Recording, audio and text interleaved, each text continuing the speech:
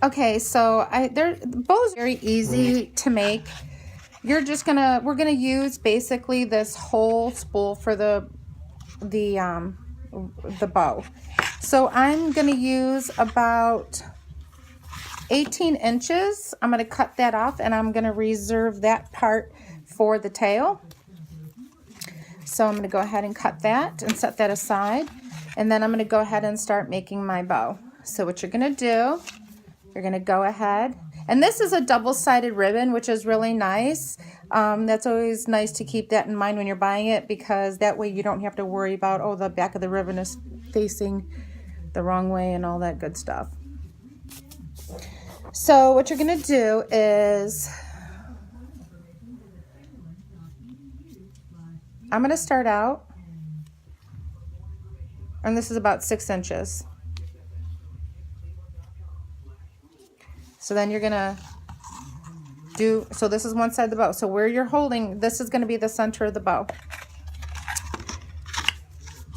So then you're gonna do the other side. You're just gonna bring it over. And because it's a double-sided ribbon, that's the same pattern on both sides, we don't have to worry about twisting it. If it had a single side, you would have to twist it in the middle every time to get your pattern facing forward.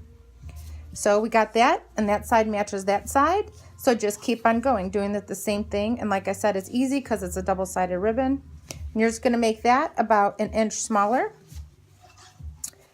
Double this side, so it's 1 inch smaller. Holding it in the center.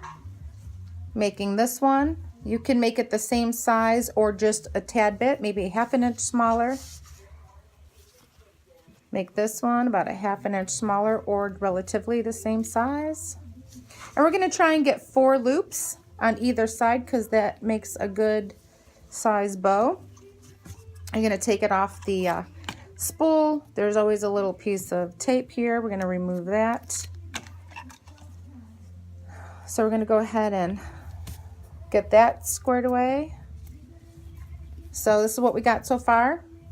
So we got 4 going from biggest to smallest.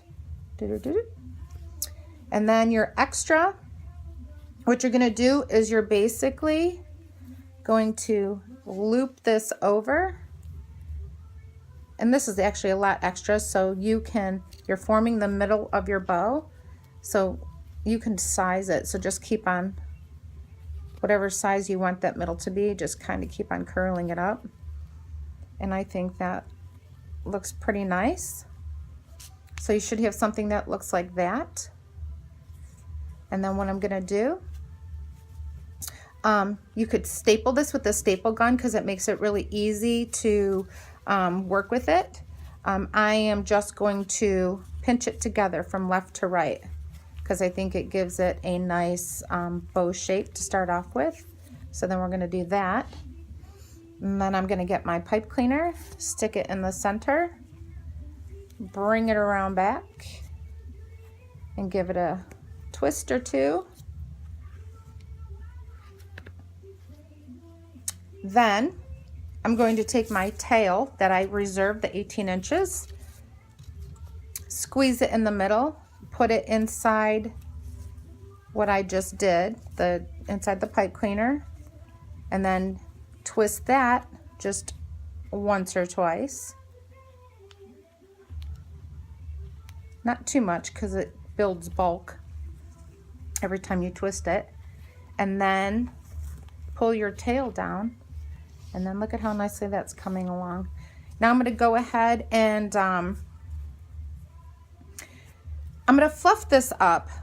And how I fluff up the ribbon is I put my finger in the first one and second one, and I twist it.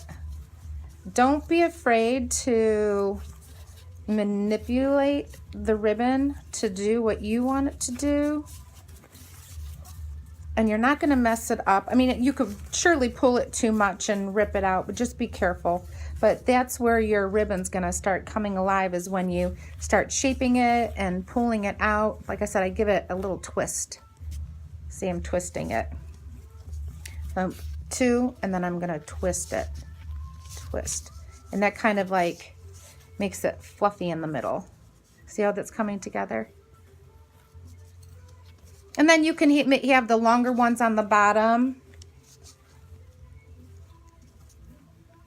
And then the shorter ones up at the top.